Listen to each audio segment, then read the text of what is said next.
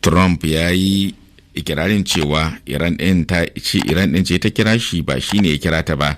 To ga dai kaɗan daga cikin jawabin shugaban na Amurka. Tomorrow morning sometime their time we were expected to blow. A gobe da safe ne muke sa ran zamu tarwatsa tashar makamashin lantarkin kasar. Cibiyar makamashin lantarki mafi girma da ta laƙume dala biliyan 10 wajen kafuwarta. Tabbas ta ginu kuma ta sha kayan aiki, kuma a tashi ɗaya za mu gama da ita. Ba za su so haka ba, don haka suka kira ni don samun maslaha, amma ba ni na kira su ba. Kuma yunkurin zai haifar da ɗa mai ido, domin za a kawo ƙarshen yakin gaba ɗayansa.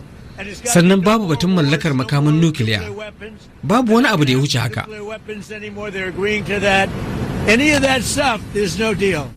Fassarar kalaman shugaban Amurka Donald Trump. Wasu bayanai da ke fitowa daga gabas tsakiya na cewa kasashen Pakistan, Turkiya da Masar ne ke shiga tsakani a tattaunawar da shugaban Amurka Donald Trump ke cewa yana yi da wani babban jagora a Iran. Da dai bai bayyana kowane ne ba.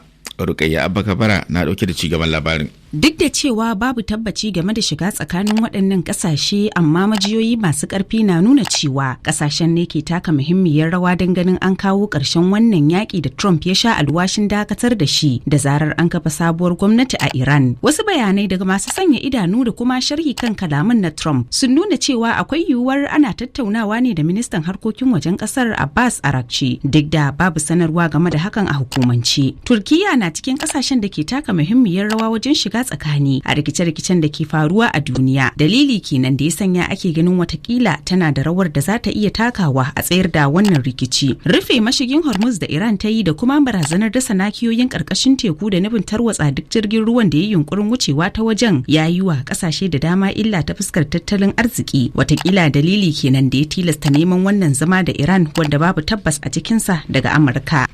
Birtaniya za ta tura na'urorin kariyar sararin samaniya na zuwa watan yankin tekun fasha domin taya kawayenta tunkarar hare-haren makamai masu linzami, kamar yadda Prime Minister Keir Starmer ya bayyana a jiya Litinin. Starmer ya ce Birtaniya tana haɗa gwiwa da masana'antun kera makamai domin raba na'urorin kariyar ga kawayenta na yankin da zumar kare hare-haren Iran a martanin da ke mayarwa Isra'ila da Amurka, kana ta tura kwararrun masu kula da sararin samaniya zuwa can.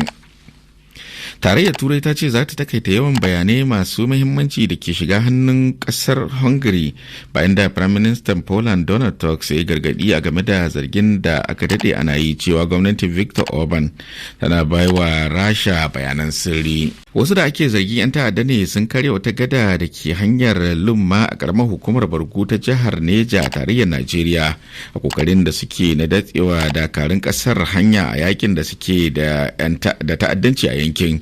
Wannan gada dai tana da mahimmanci duba da cewa ita ta haɗa garuruwan Lumma, Babanna da Agwara, lamarin da ya tayar da hankulan al'umma. Sa'idu SK mazaunin yankin ne kuma ya bayyana mana yadda lamarin yake da kuma halin da ake ciki. Tun tsakar dare muka ji labarin gajiya. Wasu motoci da suka je kasuwan Gawanti sun dawo tsakar dare suka nuna muna a ba daga sai da suka wuce ga abin da suka je daga Lumma. Wani mota kuma su da suka kai wuri Allah sai ya ba su iko suka tsaya da sassafen na ai guda ya convoy din abin da ya faru suka dawo nan wawa ya zo ya nuna muna ga abin da aka ya faru.